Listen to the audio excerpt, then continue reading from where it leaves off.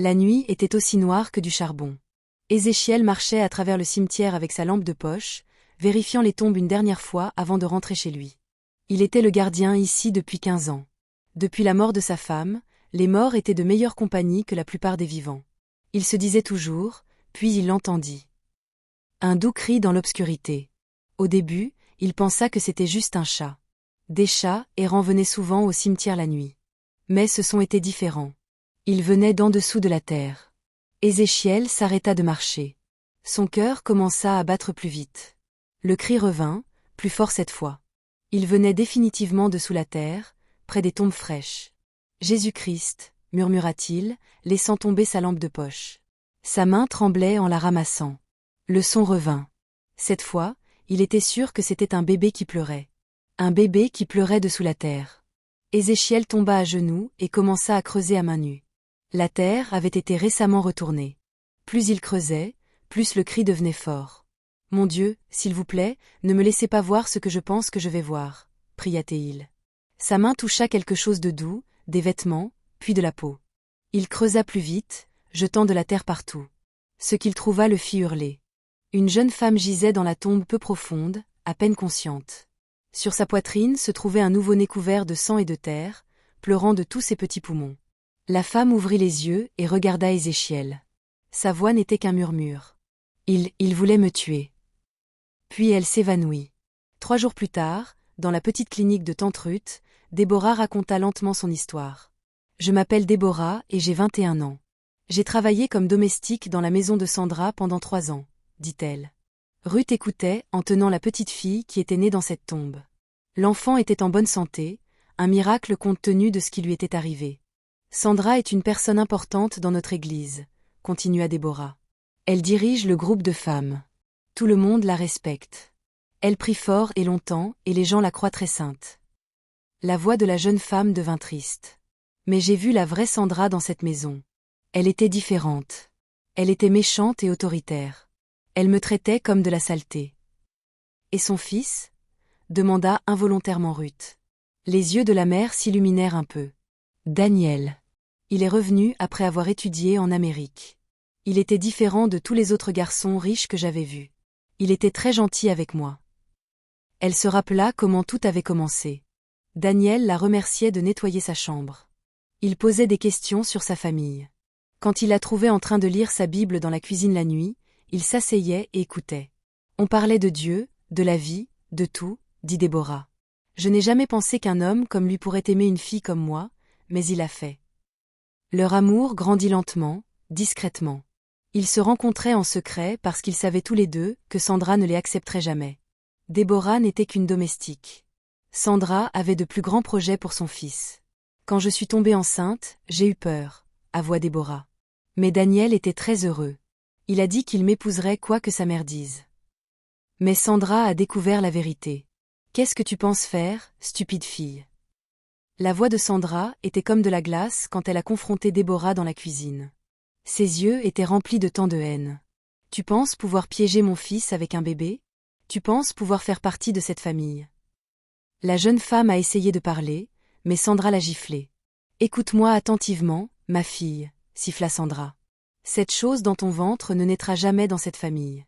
Daniel épousera Glory, la fille du banquier. C'est définitif.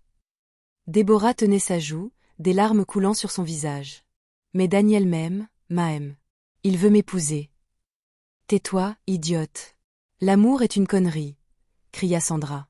Daniel fera ce que je dis. Il l'a toujours fait. Et toi ? Toi, tu vas disparaître. Lis sur mes lèvres. À partir de ce jour, le traitement de Sandra envers Déborah empira. Elle la faisait travailler plus longtemps. Elle lui donnait peu de nourriture. Elle a dit à Daniel que Déborah volait et mentait. Mais Daniel ne croyait pas sa mère. Il a promis à Déborah qu'ils s'enfuiraient ensemble après la naissance du bébé. Ils n'ont jamais eu cette chance. C'était un mardi soir, Glory est venue rendre visite. C'était une belle femme avec des vêtements coûteux et un maquillage parfait.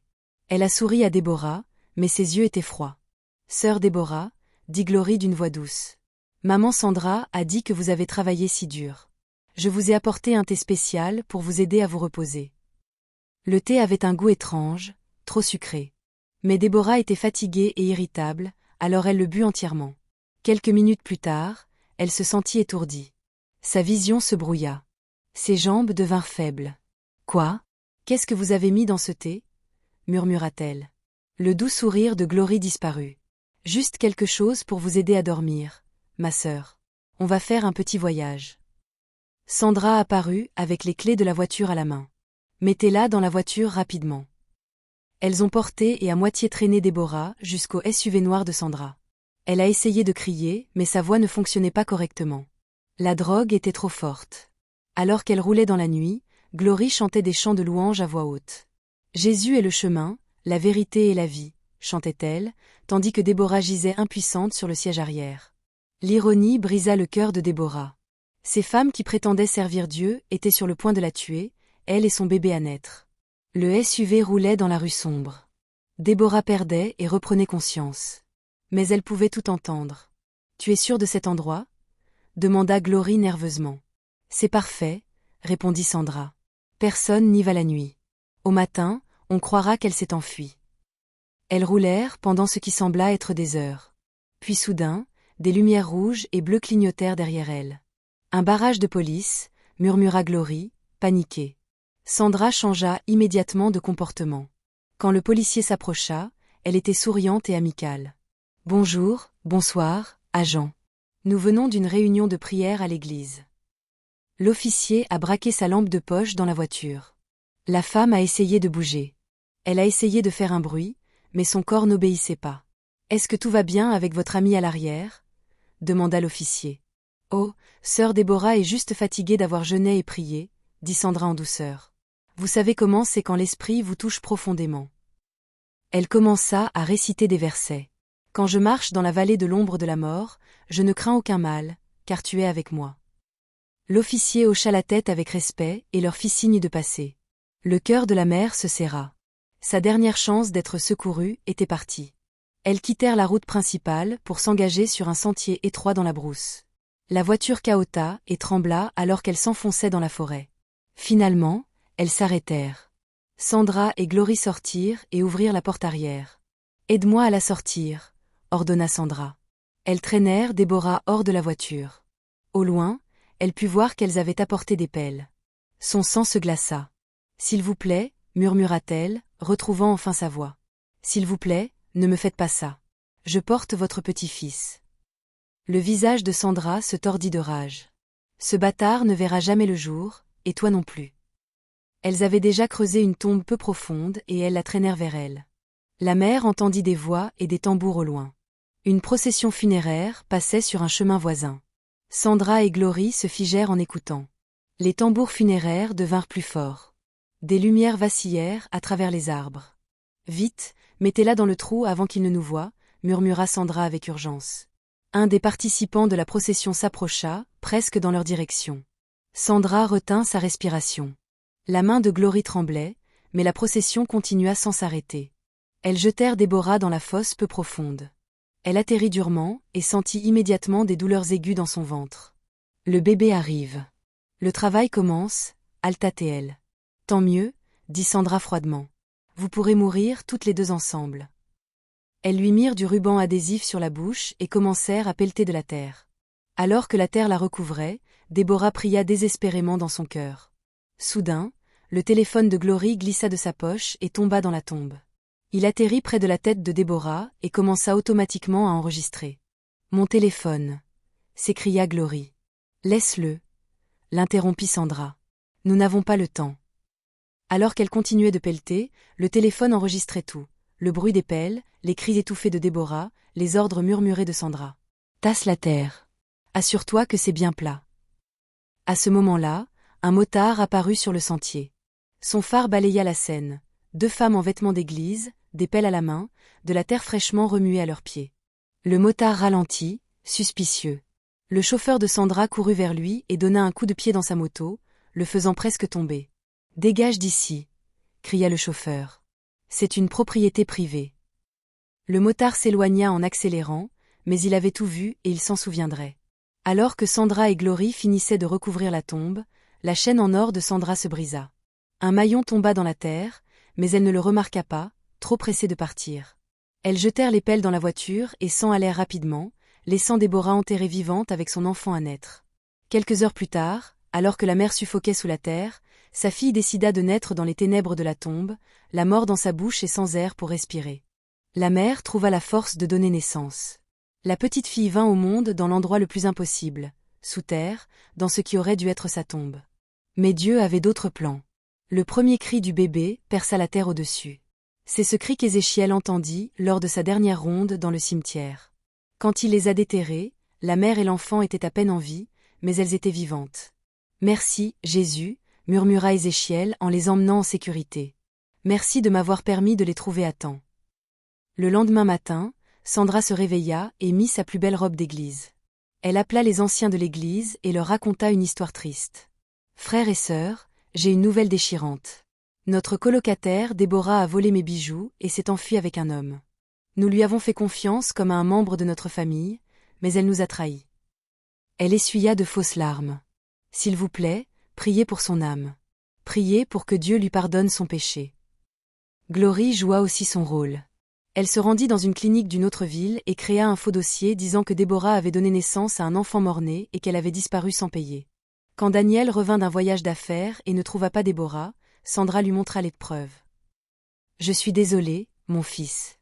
Elle n'était pas la femme que nous pensions qu'elle était. Elle s'est servie de toi et est partie avec son amant. » Daniel fut dévasté. Il chercha dans chaque hôpital, chaque clinique, chaque refuge de la ville. Mais il n'y avait aucune trace de Déborah ou de son enfant. « Peut-être que ta mère a raison, » lui dirent ses amis. « Peut-être qu'elle s'est juste enfuie. » Lentement et douloureusement, Daniel commença à y croire. La femme qu'il aimait l'avait trahi et avait disparu. Sandra vit sa chance. Elle le pressa chaque jour. « Tu dois épouser une femme bien, Daniel. Glory t'aime. Elle vient d'une bonne famille. » Brisé et confus, Daniel accepta finalement. 6 mois plus tard, il épousa Glory lors d'un grand mariage à l'église. Sandra était la femme la plus heureuse présente. Dans la petite clinique de Tante Ruth, Déborah se remettait lentement de son épreuve. Elle nomma sa fille Zoé, ce qui signifie « vie », parce que l'enfant était né dans une tombe mais avait choisi de vivre. Tante Ruth et Ézéchiel gardèrent leur secret. Ils savaient que Sandra était trop puissante, trop influente. Si elle découvrait que Déborah était vivante, elle essaierait de les tuer tous. Alors Déborah vivait cachée, travaillant à la clinique, élevant sa fille et priant pour le jour où la vérité éclaterait. La petite Zoé grandit, brillante et curieuse. Elle ressemblait exactement à son père, avec ses yeux intelligents et son doux sourire. Elle aimait prier et lire des histoires de la Bible, tout comme sa mère. Pendant ce temps, dans la grande maison de Sandra, Daniel et Glory vivaient en tant que mari et femme. Mais quelque chose n'allait pas du tout. Les années passèrent, et Glory ne parvenait pas à tomber enceinte. Sandra organisa des réunions de prière spéciales. Elle fit venir des prophètes et des guerriers de prière à la maison. Elle décréta des jeûnes et des services de délivrance. « Mon Dieu, pourquoi as-tu fermé le ventre de ma belle-fille » priait-elle à voix haute à l'église. « Brise chaque malédiction. Détruis chaque ennemi. » L'ironie était si cruelle. La femme qui avait enterré une fille enceinte vivante suppliait maintenant Dieu d'avoir un petit enfant. Daniel commença à se demander si Dieu ne le punissait pas pour quelque chose. Il se souvenait de Déborah chaque jour, se demandant ce qui lui était arrivé, à elle et à l'enfant qu'elle portait. Glory devint amère et désespérée. Elle essaya toutes les médecines, tous les traitements, toutes les formules de prière. Rien ne fonctionnait pour elle. La maison qui aurait dû être remplie des rires d'enfants restait silencieuse et vide. 5 ans après cette terrible nuit dans le cimetière, Daniel et Glory eurent leur plus grosse dispute. « C'est de ta faute » cria Glory. « Tu es la raison pour laquelle nous n'avons pas d'enfants. Dieu te punit pour la domestique que tu as aimée. » Daniel n'avait jamais vu sa femme aussi en colère.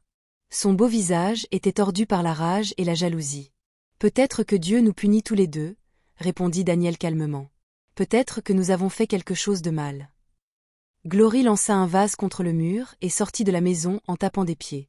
Daniel resta seul. Son cœur était brisé. Il monta dans sa voiture et roula sans but dans la ville, essayant de s'éclaircir les idées. Alors qu'il passait dans un quartier animé, il vit une foule se rassembler au bord de la route. Une petite fille avait été renversée par un vélo en jouant. Elle saignait et était inconsciente. Sans réfléchir, Daniel s'arrêta et aida à emmener la petite fille à l'hôpital le plus proche. La petite fille avait besoin d'une transfusion sanguine d'urgence. Nous devons tester votre groupe sanguin, lui dit le médecin. Peut-être que vous pouvez faire un don. Les résultats des tests revinrent rapidement. Le sang de Danielle correspondait parfaitement. C'est remarquable, dit le médecin. Elle doit être une proche parente. La compatibilité est presque parfaite. Danielle fixa l'enfant inconsciente. Elle semblait avoir environ 5 ans, avec de beaux traits et des cheveux bouclés. Mais je ne connais pas cet enfant, dit-il, confus. Comment pouvons-nous être si compatibles? C'est alors qu'une femme se précipita dans le service de l'hôpital. Danielle leva les yeux et faillit s'évanouir. C'était Déborah. Pendant un long moment, Danielle et Déborah se contentèrent de se regarder. 5 ans de séparation, 5 ans à se demander, 5 ans de douleur. Tout s'effondra en un seul instant. Déborah, murmura Danielle. Tu es vivante. Des larmes coulaient sur le visage de Déborah. Danielle, ma fille, est-ce qu'elle va bien? Ta fille. Danielle regarda l'enfant sur le lit d'hôpital. Une compréhension se fit jour en lui. C'est notre fille. Déborah hocha la tête, incapable de parler. Le médecin était confus. Je pensais que vous aviez dit que vous ne connaissiez pas l'enfant. Je ne savais pas qu'elle existait, dit Danielle, la voix brisée. On m'avait dit que sa mère s'était enfuie. Alors que la petite Zoé se remettait de ses blessures, Déborah raconta tout à Danielle. Elle lui parla du thé drogué, du plan de Sandra et Glory, du fait d'avoir été enterrée vivante, d'avoir accouché dans la tombe. Danielle écouta avec horreur et rage. Sa propre mère avait tenté de tuer la femme qu'il aimait et son enfant à naître. « Mais comment avez-vous survécu » demanda-t-il. La mère lui parla d'Ézéchiel, de tante Ruth, des 5 années de cachette et de peur. « Je voulais te retrouver, dit-elle. Mais j'avais tellement peur. Sandra est puissante. Elle a des relations partout. J'avais peur qu'elle essaie encore. » Danielle tenait la main de sa fille pendant qu'elle dormait dans son lit d'hôpital. L'enfant dont il n'avait jamais soupçonné l'existence, qui était né dans les circonstances les plus terribles, mais qui avait survécu contre toute attente. « Je vais arranger ça, promit-il. Je vais les faire payer pour ce qu'elles t'ont fait, Déborah. » Quand Danielle et Déborah menacèrent d'aller à la police, ils furent d'abord sceptiques. Sandra était une dirigeante d'église respectée. Comment pouvait-elle faire une telle chose? Mais l'inspecteur James était un homme minutieux. Il décida d'enquêter correctement. D'abord, ils vérifièrent les caméras de péage d'il y a 5 ans. Effectivement, le SUV noir de Sandra avait été enregistré se dirigeant vers la zone forestière la nuit où Déborah avait disparu. Ensuite, ils se rendirent sur le lieu de l'enterrement. Ézéchiel les y conduisit et ils creusèrent avec soin. Ils trouvèrent le téléphone de Glory, encore enterré dans la terre. Étonnamment, il fonctionnait toujours et l'enregistrement était clair. La voix de Sandra, tasse la terre. Assure-toi que c'est bien plat. Ils trouvèrent aussi le maillon de la chaîne en or qui était tombé du collier de Sandra. Il correspondait parfaitement à la chaîne qu'elle portait encore. Le motard se manifesta lorsqu'il entendit parler de l'enquête. Il identifia Sandra et Glory comme les femmes qu'il avait vues avec des pelles cette nuit-là. Tante Ruth fournit ses dossiers médicaux, montrant qu'elle avait soigné Déborah et aidé à accoucher du bébé. Elle avait toujours l'écharpe que Déborah portait cette nuit-là, encore imprégnée du parfum coûteux de Sandra. Les preuves étaient accablantes. Quand la police vint arrêter Sandra, elle dirigeait une réunion de prière à l'église. Elle priait à haute voix pour que Dieu expose tous les ennemis et révèle tous les secrets. « Madame Sandra, » dit l'inspecteur James calmement. « Vous êtes en état d'arrestation pour tentative de meurtre. » Le visage de Sandra devint blanc.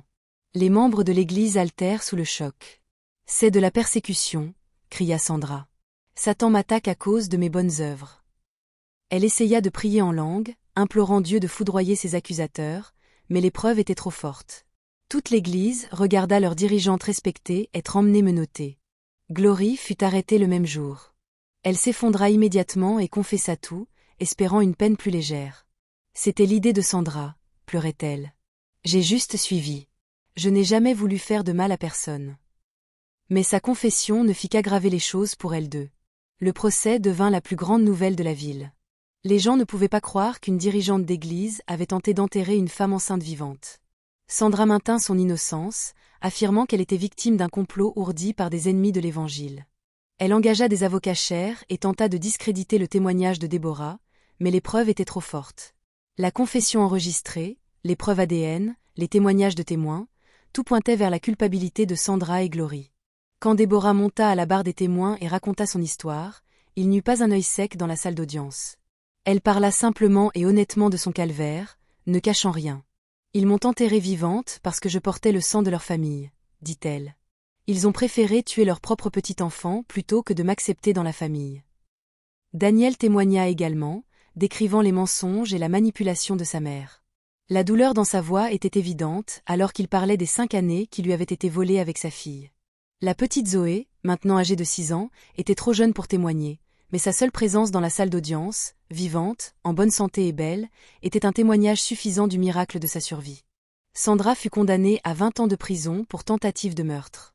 Glory reçut une peine plus légère de 5 ans, mais fut également condamnée à faire des travaux d'intérêt général à la clinique de Tante Ruth, pour s'occuper d'autres mères et enfants. L'ironie était parfaite. La femme qui avait tenté de tuer une femme enceinte passait maintenant son temps à aider d'autres femmes enceintes à coucher en toute sécurité. Daniel divorça immédiatement de Glory et dénonça publiquement les actions de sa mère. Il se tint devant la même église où Sandra avait autrefois dirigé des prières et raconta à tous ce qu'elle avait réellement fait. « Ma mère a enterré mon avenir, dit-il, les larmes aux yeux. Elle a enterré mon enfant et la femme que j'aime à cause de son orgueil et de son égoïsme. Mais Dieu est plus grand que n'importe quelle tombe. » 6 mois plus tard, Daniel et Déborah se marièrent enfin lors d'une simple cérémonie. La petite Zoé était la demoiselle d'honneur, semant des pétales alors que ses parents échangeaient des vœux qu'ils auraient dû prononcer des années plus tôt. Ézéchiel marchait fièrement dans l'allée, donnant en mariage la femme dont il avait sauvé la vie. Tante Ruth pleurait de larmes de joie en regardant la famille qu'elle avait protégée enfin réunie. 2 ans plus tard, pour le 8e anniversaire de Zoé, la famille visita le cimetière où elle était née. C'était un étrange pèlerinage, mais un important. « C'est ici que Dieu a sauvé ta vie, mon bébé », dit Déborah à sa fille alors qu'elle se tenait à l'endroit où elle avait été enterrée. « Et où il a sauvé la mienne aussi », ajouta Daniel en tenant la main de sa femme. Ils avaient amené Sandra avec eux. Elle était sortie de prison pour la journée, accompagnée de gardes. C'était une femme brisée, son orgueil et son arrogance remplacés par un remords sincère. Quand la mère plaça la petite Zoé dans les bras de Sandra, la femme plus âgée pleura amèrement. « Je suis désolée », murmura Sandra à la petite fille qu'elle avait autrefois tenté de tuer. « Je suis tellement désolée pour ce que je t'ai fait à toi et à ta mère. » Zoé regarda la femme en pleurs avec une compassion qui dépassait son âge. « C'est bon, grand-mère, dit-elle. Dieu t'a pardonné, et nous aussi. » En s'éloignant du cimetière, Daniel réfléchit au chemin incroyable qui les avait menés à ce moment. Sa fille était littéralement née dans une tombe, mais elle était la personne la plus vivante qu'ils connaissent. « Ils ont essayé de nous enterrer, dit-il à Déborah, mais ils ne savaient pas que nous étions des graines. » Déborah sourit et serra sa main. Dieu s'est souvenu de nos noms. Même dans l'endroit le plus sombre, il se souvient toujours. La petite Zoé sautillait devant eux. Son rire résonnait à travers le cimetière. Le son de la vie triomphant de la mort, de la vérité victorieuse sur les mensonges, et de l'amour plus fort que la haine. Zoé était une fille qui était née dans un cimetière. Mais elle était belle et bien vivante et son histoire serait racontée pour les générations à venir. Un témoignage de la vérité selon laquelle aucune tombe ne peut retenir ce que Dieu a béni et aucun secret ne peut rester enterré quand Dieu décide qu'il est temps pour la lumière. Merci beaucoup d'avoir regardé et n'oubliez pas de partager cette histoire avec votre famille et vos amis qui pourraient aimer la voir. Jusqu'à ce que je vous revoie dans ma prochaine histoire. Au revoir.